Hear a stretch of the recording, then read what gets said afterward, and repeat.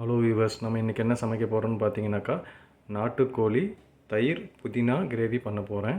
இப்போ இதுக்கு பார்த்தீங்கன்னாக்கா நாட்டுக்கோழி 1 கிலோ எடுத்திருக்கேன். புதினா வந்து ஒரு 2 கட் எடுத்து பிரித்து வச்சுருக்கேன். 2 வெங்காயம் எடுத்திருக்கேன். தயிர் கொஞ்சம் எடுத்துக்கிறேன். ஒரு தக்காளி எடுத்திருக்கேன். அப்புறம் பார்த்தீங்கன்னாக்கா இஞ்சி பூண்டு பச்சை மிளகாய் எடுத்திருக்கேன். இப்போ இஞ்சி பூண்டும் புதினாவையும் நான் மிக்சர் ஜாரில் போட்டு அரைச்சி எடுத்துக்க போகிறேன். இப்போ பாருங்கள் வியூவர்ஸ், நான் வந்து இஞ்சி பூண்டு ப்ளஸ்ஸு புதினா கொஞ்சோண்டு கொத்தமல்லி சோம்பு வச்சு இப்போ நல்லா அரைச்சி எடுத்துக்கிறேன் இதை. ஹலோ வியூவர்ஸ், இப்போ பாருங்கள் நாட்டுக்கோழி ரெடியாக இருக்குது. நம்ம இஞ்சி பூண்டு புதினா அரைச்ச ரெடியாக இருக்குது. தயிரும் ரெடியாக இருக்குது. வெங்காயம் பொடி பொடியாக கட் பண்ணி வச்சுருக்கேன். தக்காளி பொடி பொடியாக கட் பண்ணி வச்சுருக்கேன். பச்சை மிளகாவை நீட்டு வாக்கில் கட் பண்ணி வச்சுருக்கேன். இப்போ இந்த இஞ்சி பூண்டு புதினா அரைச்சதை வந்து ப்ளஸ் தயிரை வந்து நாட்டுக்கோழியில் ஆட் பண்ணி இப்போ நல்லா ஊற வச்சு எடுத்துப்போம் ஒரு 1/2 hour. இப்போ பாருங்கள், நாட்டுக்கோழி கூட அரைச்ச புதினா இஞ்சி பூண்டு அப்புறம் தயிர் ஒரு 1/4 கிலோ சேர்த்துருக்கேன். ப்ளஸ்ஸு குழம்பு மிளகாத்தூள் 3 பச்சை மிளகா பட்டை லவங்கம் ஏலக்காய் இலை ஆட் பண்ணி இப்போ இதை நல்லா வந்து பிசைஞ்சு ஒரு 1/2 hour ஊற வச்சுக்கிறேன். இப்போ பாருங்கள், உப்பு கொஞ்சம் ஆட் பண்ணி நல்லா கலந்து விட்டுக்கிறேன் இதில்.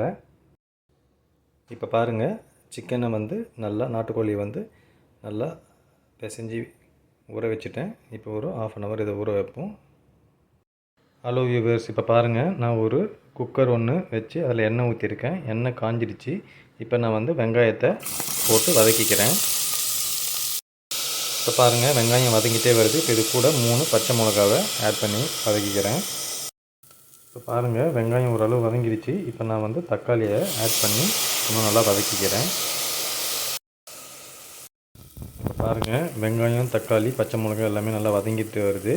இப்போ வந்து மிச்சம் உள்ள புதினா இஞ்சி பூண்டு அந்த பேஸ்ட் இதை வந்து இப்போ ஆட் பண்ணி இதில் நல்லா வதக்கிக்கலாம்.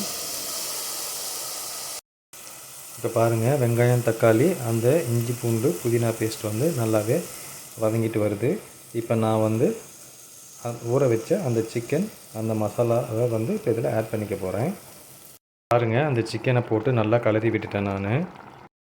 இப்போ பாருங்கள், நான் கொஞ்சம் டேஸ்ட் பார்த்தேன். எனக்கு உப்பு காரம் கம்மியாக இருக்குது. நான் கொஞ்சம் உப்பு காரமும் ஆட் பண்ணிக்கிறேன். குழம்பு மிளகாத்தூளும் உப்பும் ஆட் பண்ணிக்கிறேன். இப்போ நல்லா கலந்து விட்டுக்கிறேன். இப்போ பாருங்கள், கொஞ்சம் உப்பு மிளகாத்தூள் போட்டு நல்லா கலந்து விட்டுட்டேன். இப்போ நல்லா கொதி வந்துடுச்சு. இப்போ நான் வந்து குக்கர் மூடி போட்டு ஒரு 4லேருந்து 5 விசில் விட்டு எடுத்துக்கிறேன். ஹலோ வியூவர்ஸ், இப்போ பாருங்கள், நம்ம சிக்கனை 5 விசில் விட்டு இறக்கியாச்சு. சிக்கன் நல்லாவே வெந்துடுச்சு. நல்லா ஸ்பைசியாகவும் இருக்குது. நீங்களும் இதேமாரி நாட்டுக்கோழி தயிர் புதினா கிரேவி பண்ணி பார்த்துட்டு எப்படி இருந்துச்சுன்ட்டு கமெண்ட் பண்ணுங்கள்.